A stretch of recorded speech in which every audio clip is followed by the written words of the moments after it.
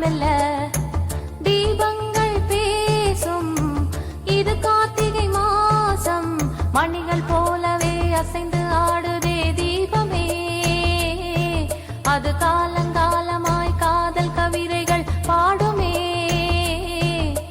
முத்து முத்து விளக்கு முத்தத்துல இருக்கு, முத்து பொண்ணு சிரிச்சா வெக்கத்துல, பக்கத்துல நெருப்பா அத்தமாக இருக்கா, முத்தம் ஒண்ணு கொடுத்தா குத்தமில்ல.